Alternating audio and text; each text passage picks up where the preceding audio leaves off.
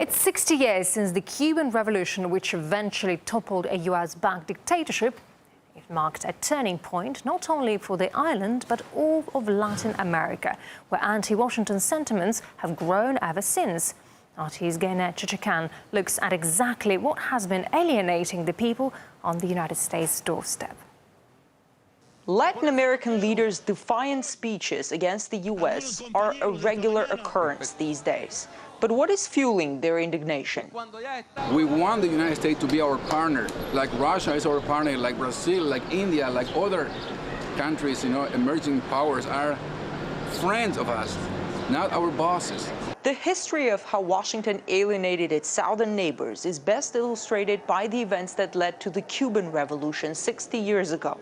Back then, the U.S. supported the autocratic and corrupt regime of President Batista, who ruled the island for the benefit of very few people there. The U.S. ambassador to Cuba at the time, Earl T. Smith, said, I ran Cuba from the 6th floor of the U.S. Embassy. The Cubans' job was to grow sugar and shut up. Some historians argue that the revolution and the subsequent alienation of the island state might have been avoided had the U.S. been more considerate of the Cuban people. I think where Washington went wrong was in its convenient use of a rich elite class to rule a country and thereby suppress the aspirations of the population. It never really fomented or helped or aided or allied with democracy.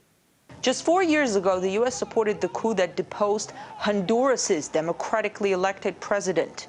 Since then, the country has been descending deeper into an abyss of human rights abuses and instability. The United States does not want a series of reformers elected. This was the reason they didn't like Chavez, because out of Chavez, they got Morales, and that's the Bolivian guy, and they got the guy in Ecuador. And so if they get another one in Honduras, then that sort of starts the whole domino effect. Chavez's nationalization of the country's oil industry, as well as his subsidized oil shipments to Cuba, have irritated Washington for years. In 2002, the Bush administration supported the coup against the late President Chavez. Mass protests brought Chavez back to power and set the stage for worsening relations with the U.S. It's not just or fair to design policies just in benefit of your corporation and to destroy those countries, those people. In order to integrate their economies and to be less dependent on the U.S., politically and economically, South American nations have joined in a union called UNISOR. What you have is a desire on the part of the region to have its own foreign policy and its own economic policy. They don't want to be manipulated, and they want to be respected.